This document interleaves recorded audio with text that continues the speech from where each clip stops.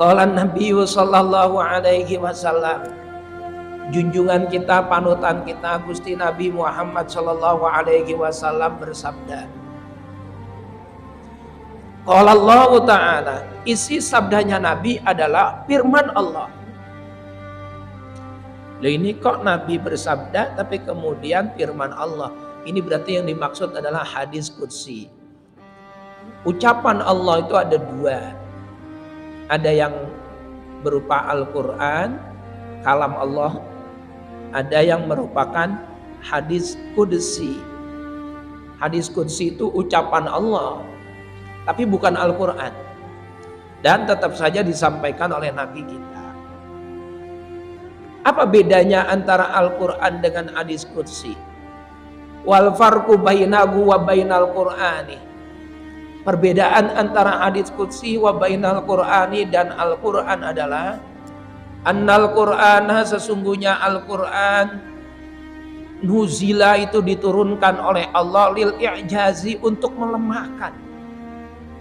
Al-Quran diturunkan oleh Allah untuk melemahkan bi aqsara suratin, dengan surat yang paling pendek, melemahkan musuh, melemahkan siapapun. Itu Al-Quran. Apa contohnya? Lihat dalam Al-Quran Allah berfirman, wa in kuntum fi raibim mimma nazzalna ala abdina fa'tu bi suratim mim misli wada'u syuhada'akum in kuntum shadiqin fa illam taf'alu wa lan taf'alu fattaqun naral lati waqudu an-nas wal hijarah uiddat lil kafirin. Kata Allah, kalau memang kamu ragu tentang kebenaran Al-Quran, kalau memang kamu ragu bahwa Al-Quran itu kalam saya, datangnya dari saya, fa'tu bisurah mim misli. Coba kamu buat satu surat aja yang sama dengan Al-Quran.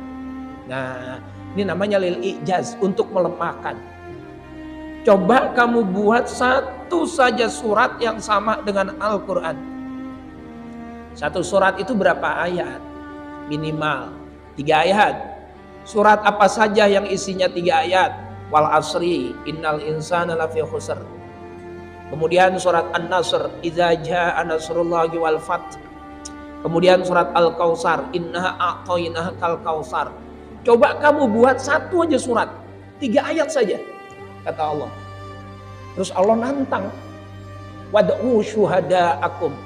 Kamu boleh minta tolong kepada siapapun, kepada malaikat, kepada jin, kepada manusia, kepada para nabi, dari Nabi Adam sampai hari kiamat, kumpulin semua manusia. Coba bikin satu saja surat, satu saja surat yang sepadan dengan Al-Quran. Terus Allah mengatakan, fa illam taf'alu walan taf'alu. Kalau kamu tidak mampu, dan memang tidak akan mampu, kata Allah, fa illam taf'alu, kalau kamu tidak mampu, walan taf'alu, dan memang tidak akan pernah mampu, fattaqun naral lati waqudu an-nas wal hijarah. Maka takutlah kamu akan api yang begitu menyala, api neraka yang bahan bakarnya adalah dari diri manusia sendiri serta dari batu-batu. Nah, ini namanya Al-Quran lil i'jaz, untuk melemahkan. Coba kamu bikin satu saja surat, gak akan ada yang mampu. Nah, itu Al-Quran. Sastra tertinggi, balaghah tertinggi. Inna a'tainakal kautsar, sar.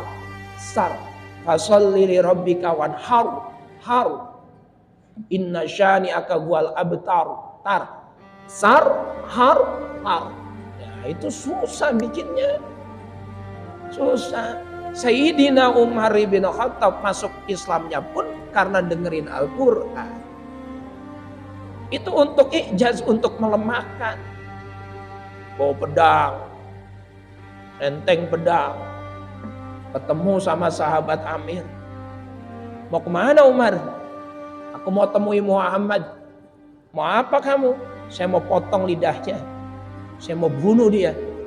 Kenapa mau bunuh Nabi Muhammad dan mau potong lidahnya? Gara-gara Muhammad bangsa Arab jadi terkotak-kotak. Dulu enak kita satu daerah itu kompak, akur, rempuk, rukun dengan satu agama nenek moyang kita. Tapi begitu Nabi Muhammad datang semuanya terkotak-kotak. Kata sahabat Amir ini, dia sudah masuk Islam. Umar, sebelum kamu bunuh Nabi Muhammad, kau temui dulu adekmu tuh si Fatimah. Adeknya Umar namanya Fatimah binti Khattab.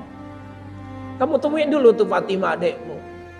Ada apa dengan adek saya Fatimah? Ya cobalah kau datangi. Wong dia juga sudah ngikutin Nabi Muhammad. Marah.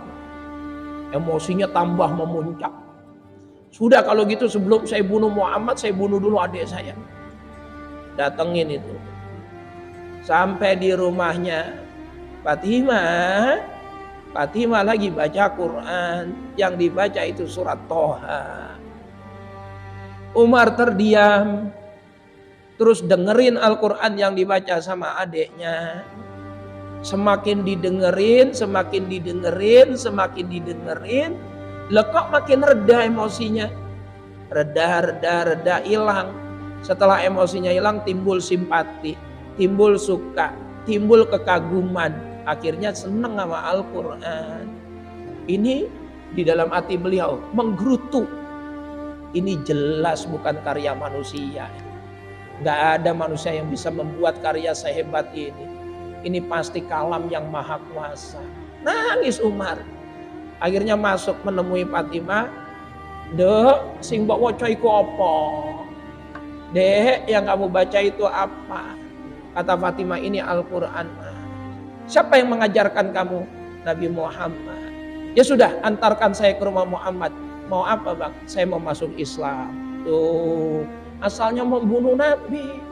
Itu fungsi Al-Quran lil ijaz, untuk melemahkan mukjizat. Tidak ada yang hebat seperti Al-Quran. Nabi Musa mukjizatnya tongkat membelah lautan. Setelah lautan terbelah, tongkat itu buat apa sekarang? Hanya jadi pajangan biasa. Nabi Isa bisa menciptakan orang yang terlahir tanpa mata. Rata, ini cuma jidat sama hidung, matanya nggak ada. Ditekan pakai jempolnya, plung, terus dimasukin tanah, diusap jadi mata. Setelah itu Nabi Isa-nya wafat, mana siapa yang bisa begitu? Tidak ada. Tapi Nabi kita peninggalannya sampai hari kiamat akan tetap ada. Apa itu? Al-Quran. Dan Al-Quran itu tidak perlu aneh-aneh dengan kejadian luar biasa, belah lautan, ngobatin orang yang tidak punya mata. Karena Al-Quran itu mengajarkan ilmu pengetahuan. Bagaimana dalam Al-Quran diterangkan terjadinya perputaran waktu antara malam dan siang. Bagaimana penciptaan matahari. Semuanya diterangkan dalam Al-Quran. Sehingga kalau orang itu mau berpikir dan berakal sehat, tidak mungkin orang tidak tertarik dengan Al-Quran. Tidak mungkin orang tidak tertarik dengan agama Islam. Karena dibandingkan dengan apapun, kitab suci Al-Quran tetap yang paling tinggi dan paling mulia, paling agung. Sampai hari kiamat kemurniaannya akan tetap terjaga. Tuh. Kita bersyukur Pak di Indonesia ini.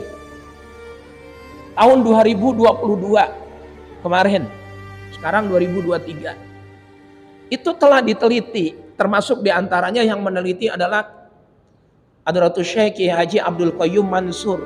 Ini ulama ahli Al-Quran dari Lasem, Rembang, Jawa Tengah. Dengan beberapa ulama Indonesia. Di Indonesia saat ini penghafal Al-Quran itu berjumlah 2.500.000 orang. 2.500.000 orang. Belum yang lagi mondok, yang belum hafal. Yang sudah hafal Al-Quran itu berjumlah 2.500.000 orang. Ditambah yang saat ini sedang mondok ngapalin Quran. Dan ini bisa terbesar sedunia, bisa jadi terbesar sedunia.